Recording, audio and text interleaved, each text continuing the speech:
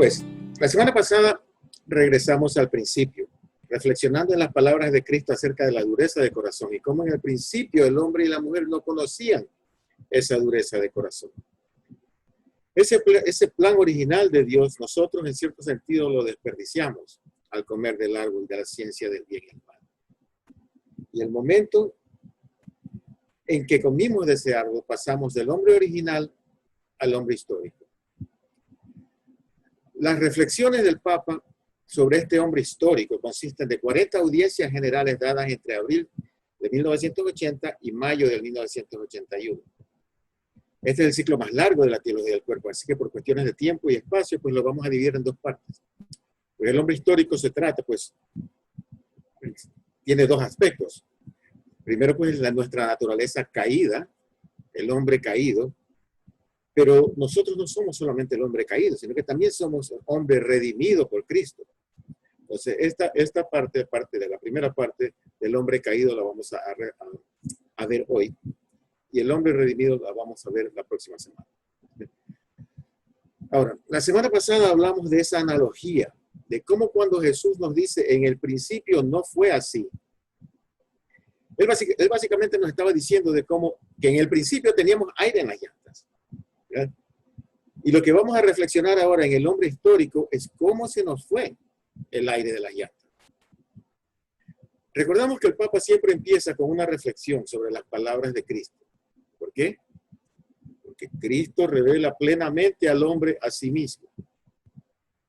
Entonces, aunque nuestro objetivo es regresar al principio y reflexionar sobre cómo nos caímos, él empieza con las palabras de Cristo en el Nuevo Testamento. El Sermón de la Montaña. Ustedes han oído que se dijo, no cometerás adulterio. Pero yo les digo que todo el que mira a una mujer con lujuria ya cometió adulterio con ella en el corazón. Ahora, estas palabras del Sermón de la Montaña nos queman.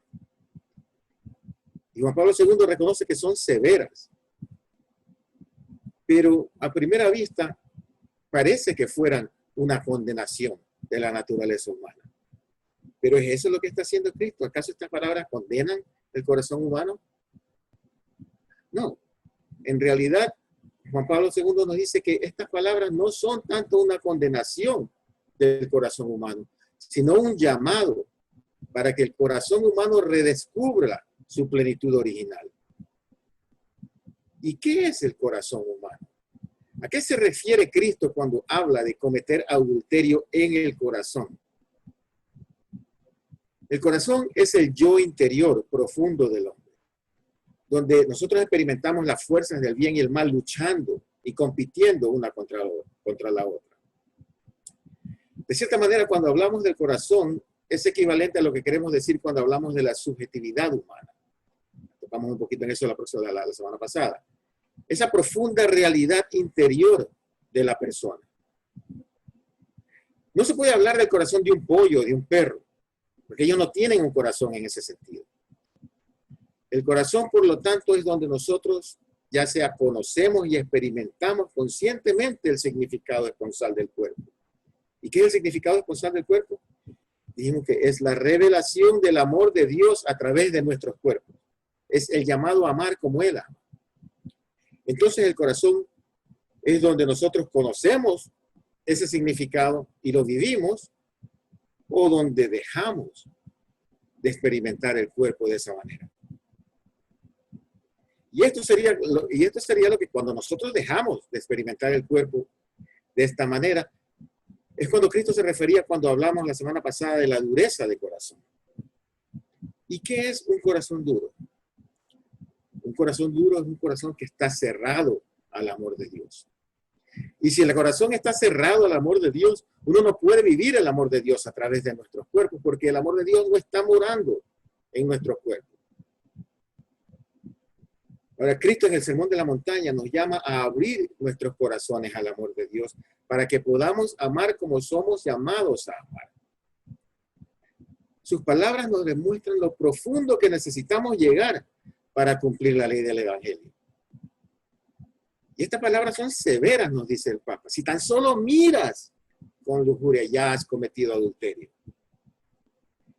Pero ¿acaso debemos temer la severidad de estas palabras? O más bien deberíamos tener confianza en su contenido salvador, en su poder. Porque estas palabras tienen el poder de salvarnos de nuestras debilidades. Porque el que las dice es el Cordero de Dios que quita el pecado del mundo. El hombre que permite que estas palabras actúen en él será capaz de oír dentro de él un eco de ese principio, de ese buen principio al que Cristo se refería en otra ocasión. Nosotros sabemos en nuestras vidas, en nuestra propia experiencia, qué tan profundo llegan nuestras debilidades. Pero nuestro corazón es más profundo que nuestras debilidades y distorsiones. La herencia de nuestros corazones es más profunda que las debilidades que hemos heredado. Es más profunda que la lujuria. Y las palabras de Cristo buscan reactivar esa herencia más profunda y le dan un poder real en la vida del hombre. Estas son buenas noticias, estas son buenas nuevas. Porque el pecado no nos define. Nuestras debilidades y nuestras faltas no nos definen. Nuestro corazón va más profundo. Cristo, a través de estas palabras en el Sermón de la Montaña, quiere que nos pongamos en contacto con esa herencia más profunda. Y que nosotros sentimos un eco de ese principio. Y debemos anhelar regresar a esa plenitud original. Y las palabras de Cristo demandan que el hombre entre en su imagen completa, que perciba de nuevo esa plenitud perdida de su humanidad y que quiera recobrarla. Porque el desear recobrar esa plenitud perdida es el primer paso para lograr recobrarla. Y Cristo también quiere demostrarnos que el pecado es severo. La lujuria no es algo pequeño. Él quiere en este caso resaltar que el hombre mira de acuerdo a lo que es. Y es que la lujuria cambia la intencionalidad de la existencia del hombre. El hombre que tiene lujuria en su corazón, o más bien el hombre que vive desde ese lugar de lujuria, cambia la manera en que ve todo el universo, la manera en que vemos el mundo entero. Y Cristo en sus palabras trata de ayudarnos a recobrar lo bueno de la visión original de Dios. Él nos asigna dignidad a cada uno de nosotros. Y el defender esa dignidad es asignado como identidad a todo hombre y mujer. Es asignado a su corazón, a su conciencia, a su mirada y a su comportamiento. Y vamos a examinar por un momento esta realidad de la identidad en lo que se refiere al carácter de la persona. La dignidad del ser humano es asignada a nosotros como identidad. ¿Qué quiere decir esto? Esta palabra identidad, y el Papa usa una palabra griega, ethos, que puede ser traducida como identidad, como espíritu y también como carácter. Ahora, esta palabra identidad, la palabra ethos, tiene una gran importancia. Y es que aquí vemos la relación entre la ética, la ley, y el ethos, el espíritu, la identidad. Juan Pablo aquí conecta de una manera muy especial el mundo objetivo y la experiencia subjetiva, la experiencia interior del ser humano. La ética es la norma objetiva, ¿verdad? La ley. Cristo nos dice, ustedes han oído decir, no cometerás adulterio. Esa es la ética. El ethos se refiere al deseo interior del corazón humano, al mundo interior de los valores de la persona. ¿Qué es lo que nos atrae y qué es lo que nos repulsa? Juan Pablo nos dice que Cristo trata de conectar aquí la ley con el espíritu de la ley. Y él mismo los prepara con una frase que la menciona, que la dice unos momentos antes en el Sermón de la Montaña. Él había dicho, a menos que su justicia sea mayor que la de los escribas y fariseos, no entrarán en el reino de los cielos. Y también lo recalca después. Fariseo ciego, purifica primero por dentro la copa para que también por fuera quede puro. Veamos la primera frase en Mateo 5:20. A menos que su justicia sea mayor que la de los escribas y fariseos, no entrarán en el reino de los cielos. Imaginemos cómo les hubiera sonado eso a los judíos que estaban oyendo esas palabras. Porque los escribas y los fariseos eran los más justos de todos. Ellos seguían la ley al pie de la letra, muy meticulosamente. Pero entonces, ¿cuál era el problema? La otra frase nos lo dice. Todo era externo. Ellos seguían la regla, pero por dentro todavía eran corruptos. Sus corazones estaban desordenados, sus deseos estaban desordenados. Y eso nosotros sabemos en nuestra propia experiencia que es posible seguir las reglas y nunca obtener la santidad. Eso se llama legalismo o moralismo. Y si nosotros como cristianos vemos la enseñanza de la iglesia y decimos, ok, yo voy a seguir todas esas reglas. Ok, eso está muy bien, como punto de partida. Pero uno puede seguir todas las reglas del mundo y nunca llegar a ser santo. El nuevo mandamiento del Evangelio, el espíritu del Evangelio, nos llama a un cambio interior en el corazón. Seguir las reglas no es suficiente. Cristo nos dice que el verdadero espíritu del Evangelio es: sean perfectos como nuestro Padre es perfecto. ¿Quién puede hacer eso? Si vamos a ser sinceros, lo que Cristo nos pide en el Sermón de la Montaña es más de lo que nosotros podemos hacer por nosotros mismos. Sean perfectos, amen a sus enemigos, hagan el bien a los que los persiguen. En serio.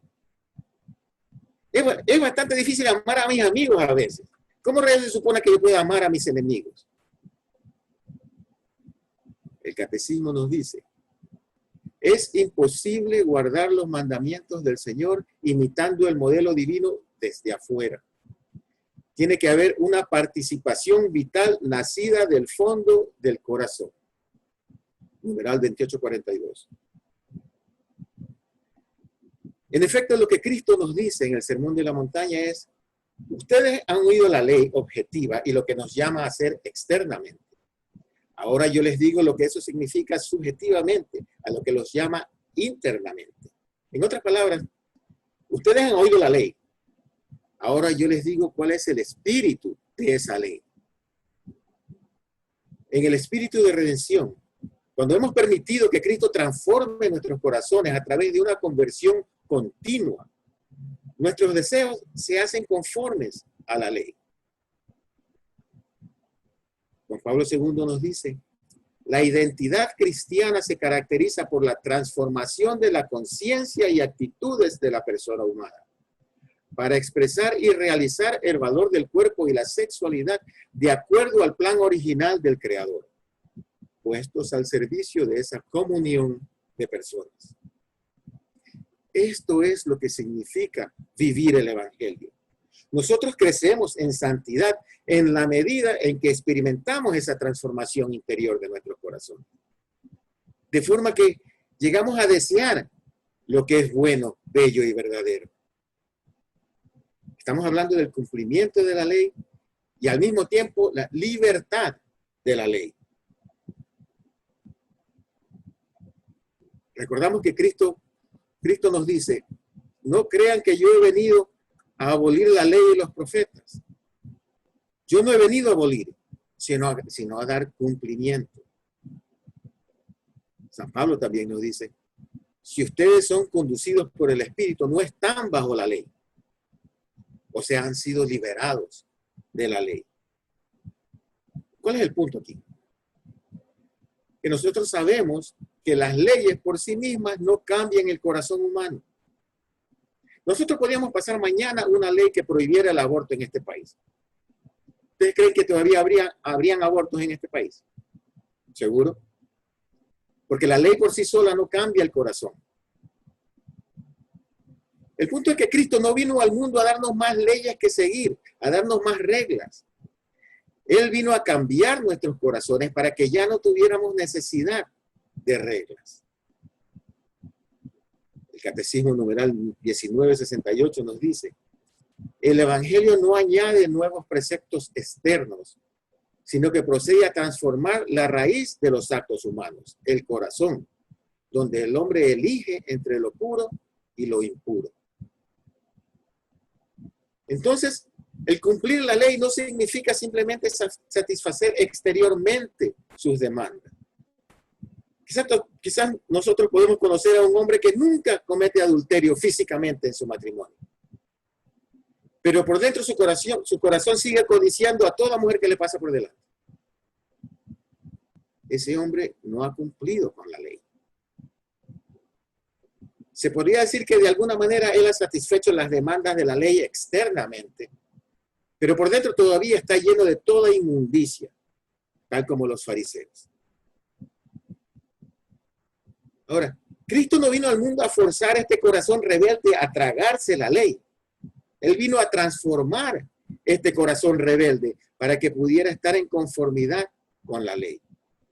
Y cuando el corazón está en conformidad con la ley, cuando ya no deseamos cometer adulterio, ya no necesitamos el mandamiento de no hacerlo.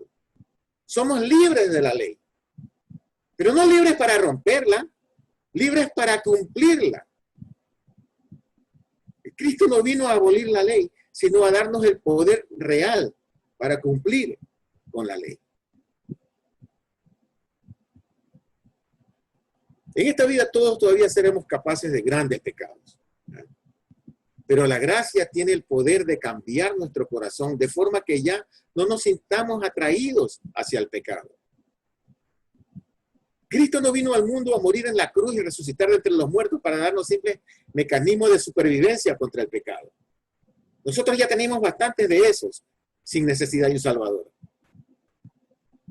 Cristo vino al mundo, murió en la cruz y resucitó de entre los muertos para darnos poder real para vencer el pecado. Esa es la buena nueva del Evangelio. Pero, ¿cómo rayos nos metimos en este lío? Para empezar, ¿cómo llegamos a este hueco en que estamos?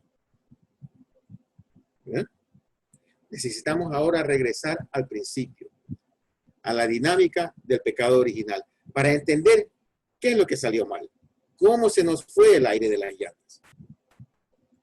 El Papa nos invita a reflexionar en el momento clave de la tentación. La serpiente se le acerca a la mujer. Y hay un gran significado en por qué se le acerca a la mujer y no al hombre. Porque la mujer es la representante y el arquetipo, o sea, el modelo de toda la raza humana. La mujer representa el llamado de todo ser humano, hombre y mujer, a ser receptivo al don del amor de Dios. Pero el diablo no quiere que la humanidad reciba este don. Él quiere hacernos que rechacemos el amor de Dios. Y es por eso que su objetivo es la mujer. Dios les había dicho, de cualquier árbol del jardín puedes comer, mas del árbol de la ciencia del bien y el mal no comerás, porque el día que comieras de él, morirás sin remedio. Y eso es un símbolo, es una línea en la arena. Es como si él estuviera diciendo, tú eres una criatura, tú no puedes determinar el bien y el mal por ti mismo. Nosotros somos llamados a hacer el bien y evitar el mal, ¿verdad? Pero ¿cómo nosotros sabemos lo que es bueno o malo? ¿Cómo conocemos la diferencia? Eso puede ser verdad para ti, pero no para mí. Tú puedes creer que eso sea malo, yo no. Eso es lo que dice el mundo, ¿verdad? Y es que si no hay un bien o un mal objetivo determinado fuera de nosotros, nosotros somos los que nos convertimos en los que decidimos qué es bueno o malo. Nosotros no podemos decidir lo que es bueno o malo. Nosotros solo podemos descubrir lo que es bueno o malo. Lo que es bueno o malo lo determina Dios. Y eso es lo que Dios me está diciendo cuando les dice que no coman de ese árbol. Si lo hacen, morirán. Y es que cuando Dios habla, su lenguaje es la verdad, ¿verdad? Cuando el engañador, cuando el mentiroso habla, su lenguaje es la mentira. Y esta es su primera mentira. De ninguna manera morirán.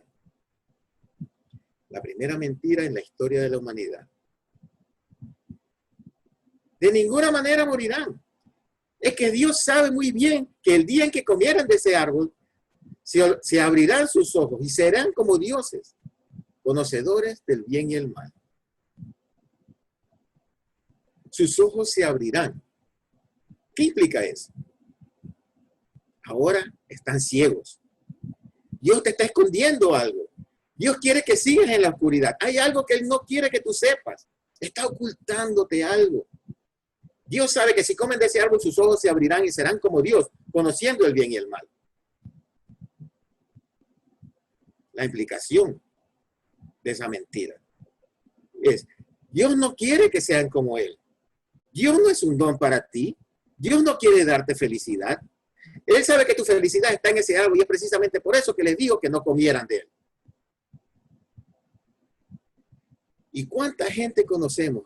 Quizás nosotros mismos tenemos esa actitud de, yo no voy a hacerle caso a nadie, no tengo que hacerle caso a nadie. ¿Qué saben ellos? Yo voy a hacer lo que yo quiero. Y si hago lo que yo quiero, mi vida será mucho mejor. ¿Quién aquí se puede identificar con esa actitud, aparte de mí? No veo ninguna manos ahí.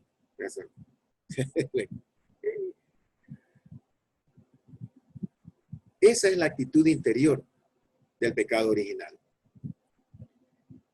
Es fundamentalmente la negación de que Dios nos ama y de que su plan para nosotros no es hacer miserables nuestras vidas. Su plan para nosotros es darnos la felicidad que deseamos, dárnoslas como un don libre, como un regalo. Recuerda que Dios ya nos creó como un don libre, a su imagen y semejanza. Pero el diablo aquí les estaba diciendo, Dios no quiere que tú seas como Él. Dios no te dio esto como un don. Él te está negando algo. Y si tú lo quieres, tienes que extender la mano y agarrarlo por ti mismo. Entonces, Juan Pablo II resume la dinámica del pecado original y básicamente la posición con la que nosotros nos ponemos delante de Dios y del universo. Tenemos dos opciones, dos posturas con las que nosotros enfrentamos al mundo. La receptividad o el agarrar y tomar las cosas por nosotros mismos. ¿Qué quiere decir esto? Si nosotros creemos que Dios es amor perfecto, y si creemos que Dios nos creó a su imagen y semejanza y plantó deseos en lo más profundo de nuestro corazón, deseos de unión y de comunión, y si creemos que Dios es amor, vamos a creer que Él quiere satisfacer esos deseos, que Él nos dio esos deseos no para frustrarnos, no como ofreciéndonos un dulce enfrente de nuestras narices que nunca vamos a poder tener, sino para concedernos los más profundos deseos de nuestro corazón, como un don, como un regalo. Y si creemos que Dios es un don, lo único que necesitamos hacer es recibirlo. Pero si no creemos que Dios es amor, si hemos sido engañados por la mentira primordial del demonio, de que Dios no te ama, que sus mandatos son para hacer miserable tu vida, que tu felicidad está en desobedecerlo, Él no te va a dar lo que tú quieres, tú tienes que extender la mano y cogerlo por ti mismo. Entonces nosotros vamos a negar el don, nos vamos a dar la vuelta de ese lugar, esa posición de receptividad y vamos a tratar de tomarlo todo por nosotros mismos. Y esa dinámica interior, esa tentación de tomar y no de recibir, es tan parte de nosotros que la damos por sentada y ni siquiera nos damos cuenta. Cuando creemos que Dios es amor, cuando creemos que Él es nuestro amoroso papá, Abba, papá, todo lo que necesitamos hacer es recibir. Hágase en mí, Señor, de acuerdo a tu voluntad. Y entonces toda nuestra vida se convierte en una vida de acción de gracias por ese don que hemos recibido. Eso se llama vivir una vida eucarística. Porque Eucaristía quiere decir dar gracias. Ahora, si negamos el don y tratamos de tomar y agarrar, estamos negando el mismo amor del Padre. Y es Cristo el que es nuestro modelo aquí. Filipenses 2 nos dice que a pesar de que él mismo era Dios, él no consideró la igualdad con Dios algo a lo que aferrarse. ¿Por qué? Porque él confiaba en el don del Padre. El diablo nos ha engañado, nos ha provocado a considerar a Dios como un tirano dominante que lo que quiere es sofocarnos. El Papa nos dice, cuestionando en su corazón el significado más profundo del don, o sea, el amor como el motivo específico de la creación y de la alianza original. El hombre le da la espalda a ese Dios que es amor, al Dios que se revela como Padre, y de esa manera saca a Dios de su corazón. Y esta es realmente la clave para interpretar la realidad. El pecado original intenta abolir la paternidad de Dios.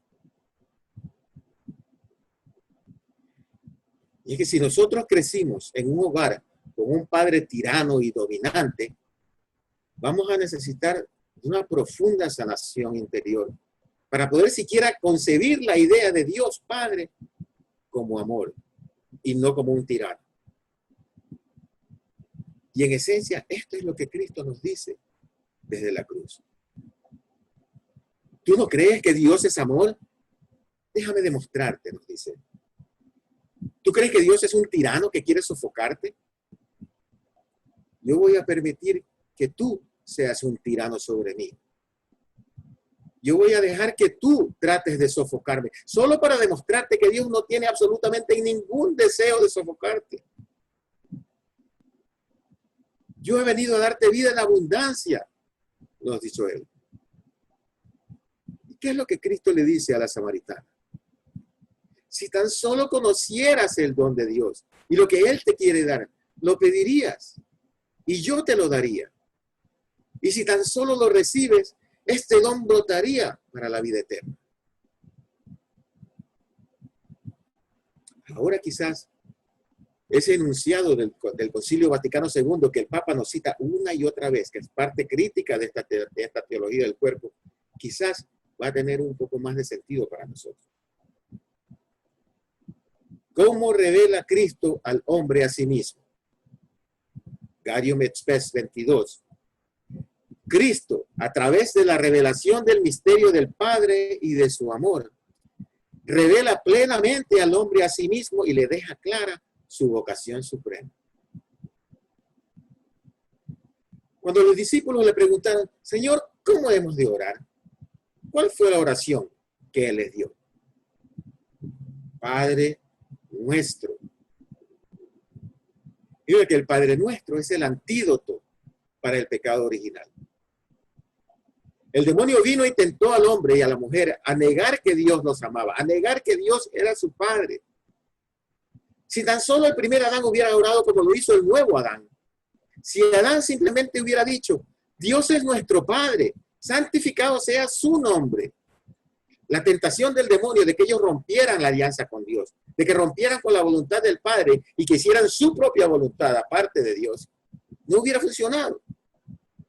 Si Adán simplemente hubiera dicho, su reino está aquí, su voluntad se hará en la tierra y en el cielo.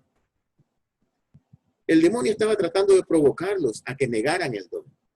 Si ellos tan solo hubieran dicho, Dios nos va a dar nuestro pan de cada día. Él nos va a dar libremente nuestros deseos, todos los deseos de nuestro corazón. Y si Adán solamente hubiera dicho, Él no nos va a dejar caer en este momento de tentación y Él nos va a librar de ti, maligno. No hubiera habido ningún pecado original. Esta es la importancia del Padre Nuestro. No es ninguna broma, no es cuando nosotros la llamamos la oración perfecta.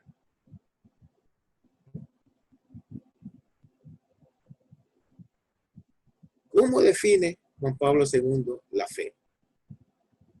Él nos dice, si el pecado original es el rechazo del don, la fe en su esencia más profunda es la accesibilidad del corazón humano al don de Dios, a su comunicación a través del Espíritu Santo.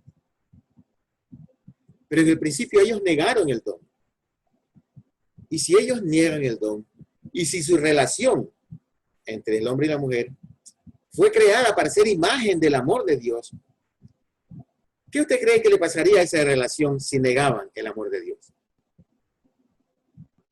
Recuerdan que Dios les había dicho, morirán si comen de ese árbol. Bueno, ellos no se desplomaron, no cayeron muertos, pero sí murieron por dentro. Murieron espiritualmente. ¿Y cuál era ese espíritu que había sido insuflado, soplado en ellos? Era el mismo amor de Dios. Cuando ellos comieron de ese árbol, el amor de Dios murió en sus corazones. ¿Y qué es lo que pasaría en la relación entre los dos? Génesis 3 nos dice, entonces se les abrieron a ambos los ojos y se dieron cuenta de que estaban desnudos. Y cosiendo hojas de higuera se hicieron unos ceñidores. Y cuando Dios cuestiona a Adán, él le dice, te oí andar por el jardín y tuve miedo, porque estoy desnudo. Por eso me escondí. Las primeras dos emociones después del pecado, el miedo y la vergüenza. Y es que estas palabras nos permiten penetrar en la esencia de sus corazones. ¿Qué está sucediendo en su relación con Dios y con el uno con el otro? Estas palabras marcan la frontera entre el hombre original y el hombre histórico. La desnudez antes revelaba que ellos participaban en la santidad, en la gracia de Dios. Ahora, la desnudez les revela que esa santidad y esa gracia original ha sido perdida. El hombre pierde la libertad original del don, pierde la pureza de corazón. Y entonces todo lo que hemos heredado del pecado original, nosotros ya no vemos el cuerpo como la revelación de la persona. Hay una ruptura, una fractura, un divorcio entre el cuerpo y el alma. Y ahora nos enfocamos en lo físico y ya no vemos lo físico como un signo de lo espiritual. Lo separamos de la persona. Y en cierto sentido le echamos la culpa al cuerpo. Y culpamos la diferencia entre los sexos por esta ruptura causada por el pecado. Contrastemos un momento las palabras de Adán cuando abre sus ojos y ve a Eva. Esta sí es hueso de mis huesos y carne de mi carne. Esa admiración y fascinación que nosotros podemos sentir en esas palabras. Contrastámonos con lo que él dice. Cuando Dios le pregunta, ¿qué has hecho? Una gran tristeza me da al hacer ese contraste. ¿Qué le dice Adán a Dios? ¿Acaso comiste de ese árbol que te prohibí comer? ¿Y qué es lo que él hace? La mujer que tú me diste, ella me dio de comer. No solamente le echa la culpa a la mujer, también le echa la culpa a Dios. La mujer que tú me diste. ¿Y cuántos de nosotros los hombres, muchas veces sentimos la tentación de culpar a las mujeres por nuestra lujuria? Bueno, si ella no se vistiera de esa forma, yo no la desearía. O si ella no fuera tan bella, yo no tendría este problema. Ahora, hay que conceder que las mujeres tienen una responsabilidad de ayudar a los hombres en nuestra lucha contra la lujuria. A que no las veamos como objetos. La modestia al vestirse es muy importante. Pero, eso es algo importante que aclarar. Pero, nosotros, los hombres, aun si una mujer no esté vestida modestamente, aun si una mujer está intencionalmente tratando de incitar la lujuria en nosotros tenemos la obligación de verla como persona.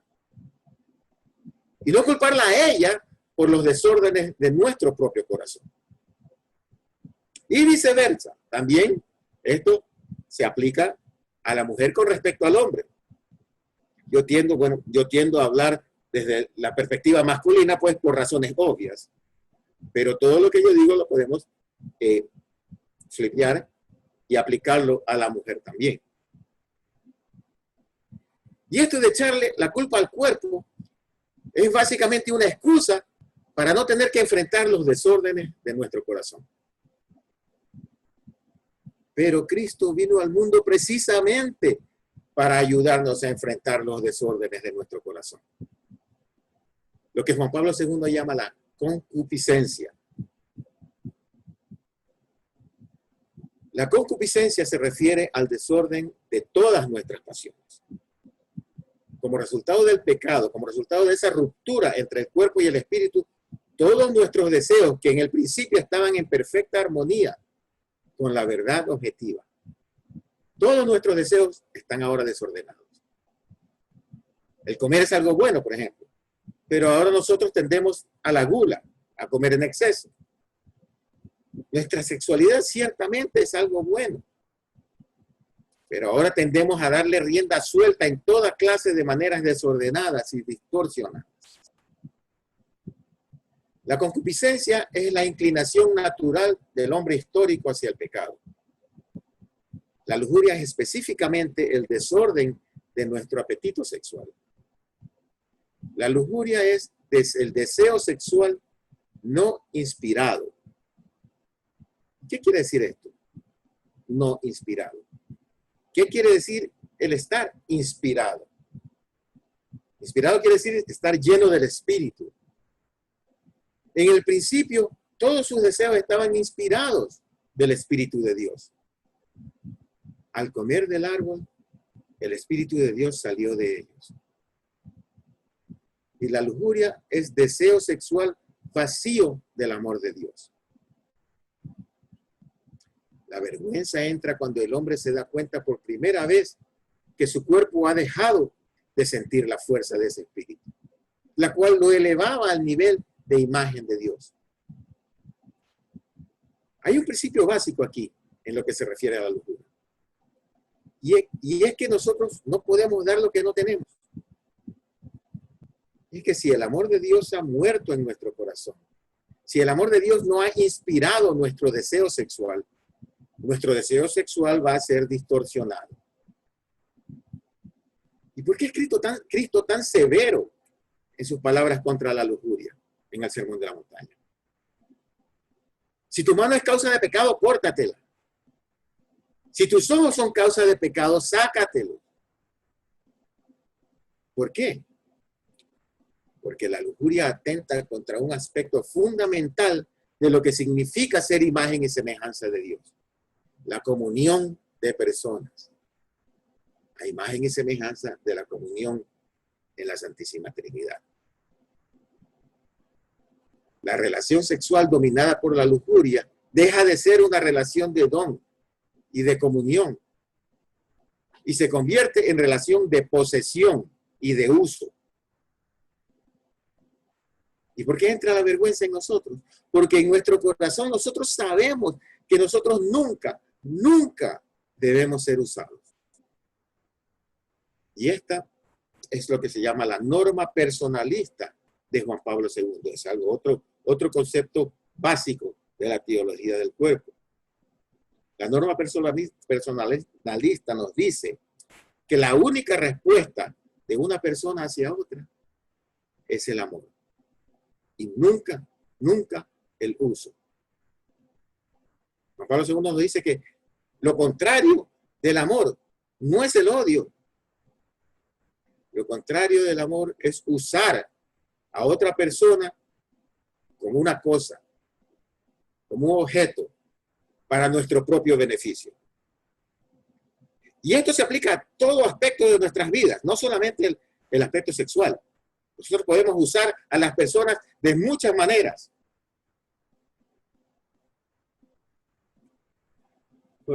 Como resultado del pecado, ahora hay cierta clase de discapacidad particular para la mujer y una gran responsabilidad para el hombre. En Génesis 3:16 nos dice, hacia tu marido irán tus deseos y él te dominará. Ahora, toda la historia de la humanidad ha sido marcada por el dominio del hombre sobre la mujer. Y ese dominio es resultado del pecado. El hombre ahora tiende a usar a la mujer. Y la mujer a menudo permite el ser usada. Mujeres, hermanas, esos deseos de unión con un hombre son buenos, son bellos, son verdaderos, son plantados por Dios. Pero en este mundo caído, donde los hombres no les hemos brindado el verdadero amor que de verdad satisface, ustedes anhelan tanto ser amadas que muchas veces comprometen su dignidad solo para obtener un amor falso. Y quizás porque ni siquiera creen que el verdadero amor sea posible. Se conforman con esa falsificación. El hombre, ahora dijimos también que el hombre tiene esta es la discapacidad, como le llama, de la mujer. Y la responsabilidad, la gran responsabilidad que tiene el hombre. En cambio, él desde el principio fue encargado de ser el guardián de la reciprocidad del don. A él le fue encomendado el cuidar y labrar el jardín. El hombre es el que es llamado a ser reflejo de Dios en la iniciación del don. Por lo tanto, nosotros los hombres tenemos que tener absoluta certeza de que el don que iniciemos sea sincero. Y ustedes, las mujeres, tienen una antena para saber si es sincero o no. Es de que esto es un cliché, pero todo cliché nace de una verdad. ¿Y por qué es que tantas mujeres siempre dicen que les duele la cabeza cuando los maridos quieren ser íntimos con ellas? Porque saben que van a ser usadas. Ellas no quieren ser usadas. Y si yo fuera una mujer cuyo marido la va a usar también, a mí también me dolería la cabeza. Nosotros los hombres necesitamos preguntarnos, ¿de verdad estoy buscando a mi mujer para hacer un don, un regalo para ella? ¿O simplemente estoy buscando un momento de placer? Y no es que el placer sea malo, pero si eso es lo único que estoy buscando, estoy usando a mi esposa como un simple objeto. Y el hecho de que sea mi esposa no lo justifica, lo hace mucho peor. Juan Pablo II nos dice que el adulterio en el corazón no se refiere solo a mirar con lujuria a una mujer, que no sea mi esposa. Eso no es lo que dice Cristo. Sino al mirar a cualquier mujer de esa manera, incluyendo a mi esposa. Esto no es una condenación de la libre expresión de la sexualidad dentro del matrimonio. Esto es un llamado a todo hombre a defender y afirmar la dignidad de su mujer en todo momento, especialmente en el momento de comunión. Esta es la gran responsabilidad asignada a nosotros los hombres. Y si al oír esto, lo primero que nos viene a la cabeza es, ¿y cómo yo voy a poder hacer eso? Oh, forget it. No se puede, me voy, imposible. No. Nosotros podemos hacerlo porque creemos en un Dios que nos salva. Él conoce nuestras debilidades. Él conoce nuestras fallas. Él sabe nuestros pecados. Él sabe dónde hemos estado. Él conoce nuestras heridas. Y Él nos ofrece a cada uno de nosotros la posibilidad de la redención. La cruz de Cristo es más profunda que todas nuestras heridas. Bueno, ¿vamos a tener que luchar contra nuestras heridas en esta vida? Sí. Pero mientras lo hacemos, hay un poder trabajando aquí en nosotros. Un poder que es más grande que nuestras heridas. Como Juan Pablo II nos dijo una vez, en una de estas jornadas mundial de la juventud, tú no eres la suma total de tus debilidades y de tus errores. Tú eres hecho a imagen y semejanza de Dios. Y hay un poder real que fluye de la muerte y resurrección de Cristo. que nos permite vivir de acuerdo a la imagen para la que fuimos creados. Esa es la buena nueva del Evangelio. Y de eso es precisamente lo que vamos a hablar la próxima semana, cuando reflexionemos sobre el hombre reunido. San Pablo II ruega por nosotros. En el nombre del Padre, y del Hijo, y del Espíritu Santo. Amén.